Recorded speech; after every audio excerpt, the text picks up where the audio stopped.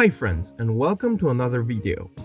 I'm Pab, and today we'll be taking a look at the Howling Banshees I'm making for my custom craft world. I'll also be showing you how I usually paint Eldar skin tones and how I do eyes for my characters. But more on that later. Right now, we'll start by shading the white armor with grey to keep softer shadows.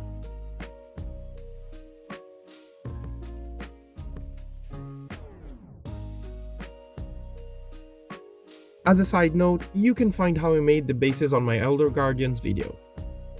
Once everything is done, to bring back some of that white, we simply do a gentle dry brush to quickly highlight the most exposed areas. This will also come in handy later when fixing any mistakes, making it easier to match the white tone of the armor.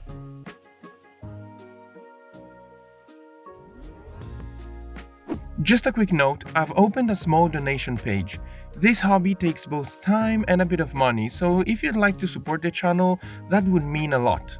You'll find the link in the description, but of course, just being here already helps more than you think. Now we get to the fun part. First of all, I use Blood Angel's Red to paint the hair on my Banshees. This red contrast is brighter than the one I usually use on my Eldar army.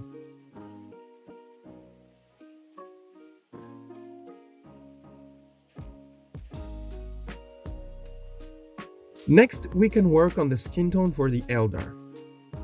I start by applying a layer of Bagman's Glow to create a nice dark base for the skin.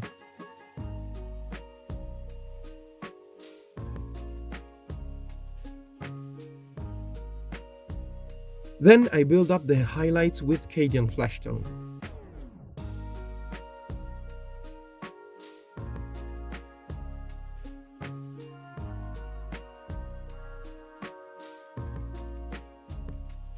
Once everything is done, I use white to make lighter tones, working my way over smaller and more exposed details of the head.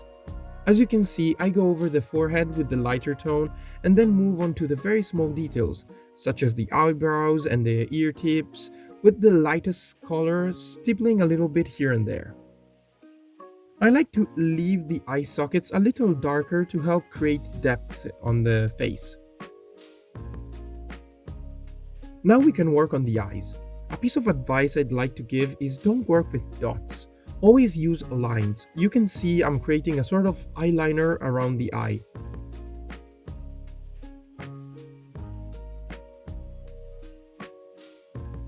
Once the base is set, we can go in and add a small white horizontal line to make the eye itself. When we're happy with the result, we can draw another line, this time vertical, to make the pupil. A good tip for these small details is not to wet your paints too much. You want the color to apply immediately and settle quickly, and it's easier to fix a small mistake rather than to start over because of a color spill. Now we can move on to finishing everything else. With Black Legion, we go over the hairband, masks, belts, and weapons. As you can see, it's quick and easy.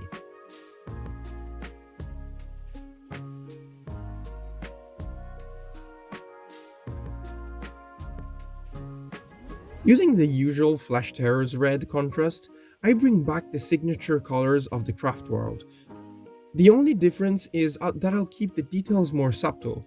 The Banshees already have bright red hair, and too many details might make things look confusing.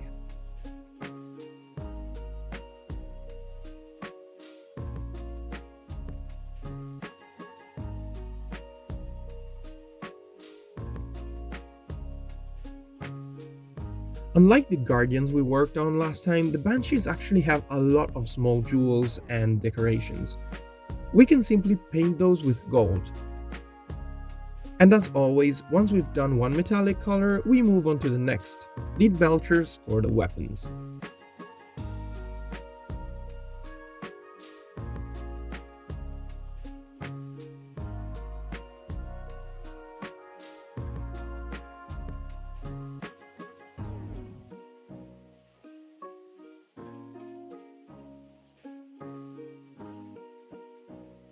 Now that all the base colors are in place, we can add some washes, starting with Agrex's Earthshade, just for the gold parts to keep the warmth of the tones. And of course, we can't forget some Nuln Oil for the other metals. Once everything is shaded, I go in and highlight the metals, adding finishing touches to any parts I might have missed.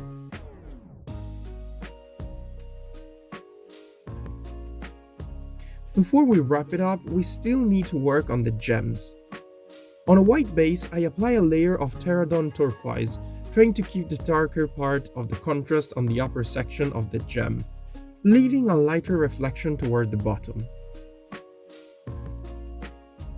If it doesn't quite work, you can always mix some Terradon with a drop of white and use that to create the reflection on the lower part of the gem.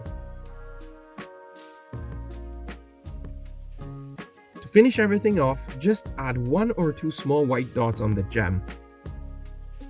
As always, I hope you enjoyed the video.